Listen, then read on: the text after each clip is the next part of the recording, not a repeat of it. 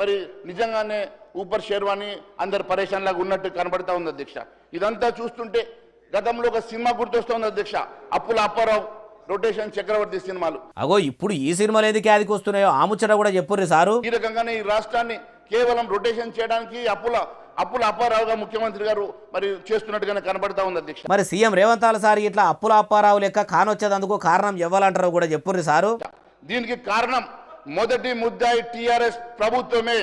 మొదటి ముద్దాయిగా గత 10 సంవత్సరాలు టీఆర్ఎస్ ప్రభుత్వం చేసినటువంటి మరి అరాచకాలు మరి విధ్వంసం కారణంగానే ఈరోజు లక్షల కోట్ల రూపాయలు రాష్ట్రానికి అప్పు వచ్చింది. ఇన్నారా మహేశ్వర్ రెడ్డి సార్ ఏమంటుండో, కారు పార్టీ 10 ఏళ్ల ఏలుబడిలా కేసీఆర్ సార్ చేసిన అప్పులతోని రాష్ట్రం మొత్తం తెరలయింది. ఇప్పుడు షెయి సర్కార్ పరిస్థితి ఎట్లున్నదంటే ఊపర్ షేర్వాను అందరు పరిశాను అన్నట్టే ఏడా ఇజ్జత్ పోతుందో అని చెప్పుకోలేక అవస్థలు పడుతుండ్రని అంటుండు.